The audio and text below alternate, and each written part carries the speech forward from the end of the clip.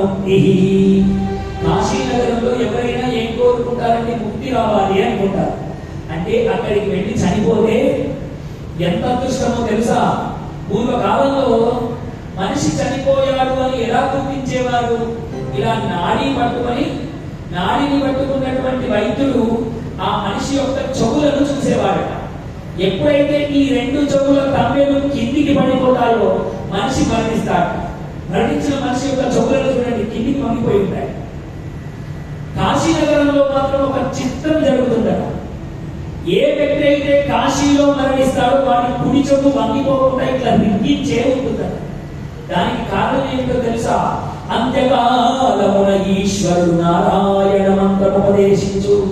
వాడు పోతూ ఉంటే రే నారాయణ అని కుడి చెవిలో సాక్షాత్తు ఈశ్వరుడే వచ్చి ఆ తారక మంత్రాన్ని చెబుతాడట. చెప్పి ఎప్పుడైతే వీడు జీవం విడిచిపెడతాడో రానా అని పరమాత్మ ఎత్తుకొని మరి వైకుంఠానికి తీసుకెళ్తాడు. అందుకనే కాశ్యాస్తు మరణముక్తి, కాశీలో చనిపోతే ముక్తి లభిస్తుంది అని పెద్దలు చెప్పారు.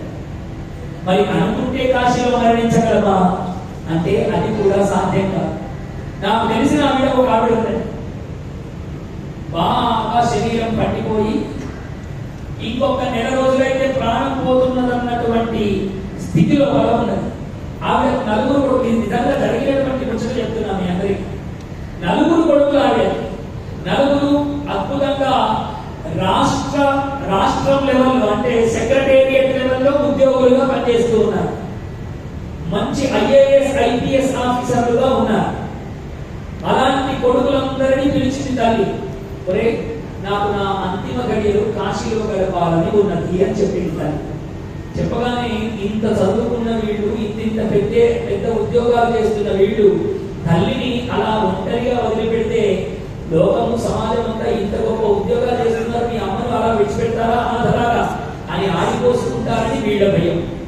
కానీ అమ్మ కోరిక తీర్చాలని వాళ్ళు నలుగురు ఒప్పుకొని ఆ తల్లిని ఒక పరిచారికని ఇచ్చి, అంటే ఒక సహాయకురాలను ఇచ్చి కాశీలో ఒక గదిని ఏర్పాటు చేసి ఆ తల్లిని అక్కడ ఉంచారు. తల్లి ఎప్పుడైతే అక్కడ ఉన్నదో రోజు పాపం గంగా నది తీర్థం తీసుకున్నదో లేదా గంగా నది నీటి నుంచి వచ్చినటువంటి ఆ గాలిని పీల్చిందో ఏం చేసిందో నెల రోజులలో ప్రాణం పోయేటువంటి స్థితి నుంచి గట్టిగా మారిపోయింది. మంచిగా చక్కగా రోజు విశ్వనాథుడి ఆలయానికి నడుచుకుంటూ పోయి గంగలో మునుగుతున్నది, విశ్వనాథుని పూజిస్తున్నది. ఇలా సంవత్సరాలు గడిచిపోయిన తర్వాత పిల్లలు కూడా ఆనందపడ్డారు. అమ్మ ఎలాగైతే మా అమ్మ బతికింది కదా, మాకు అదే నెల రోజులలో ప్రాణం పోతున్నదని తెలిసిన తల్లి అలా కాశీలో అద్భుతంగా పరమాత్మ అనుగ్రహం చేత బతికింది అని సంతోషపడ్డారు. ఇంకా ఎప్పుడైతే బ్రతుకు మీద ఆశ కలిగిందో ఆ తల్లి ఒరే నేను ఇంకా ఇంటికి వచ్చేస్తాను, ఒకసారి మీ అందరినీ చూడాలని ఉన్నది రా అనగా ఈ తల్లి ఇంటికి వచ్చింది. వారం రోజులలో ఇక్కడే చనిపోయింది. చూడండి, శివుడాలేనిదే చీమైనా చావదు అంట. పరమాత్మ అనుగ్రహం ఉంటేనే కాశీలో మరణం. అలాంటి కాశీ గంగలో ఇప్పుడు మనం అందరం మునగాలి కదా. కాశీలో ఉన్న గంగ వేరు, మన పక్కన ప్రవహిస్తున్న వాసనలో ప్రవహిస్తున్న గోదావరి వేరా. అది ఒక్కసారి ఉప్పొంగింది అంటే ఉప్పొంగిలే గోదావరి అని మనం ఆ గోదావరి తల్లిని తలుచుకోకుండా మనం అందరం ఉండగలమా?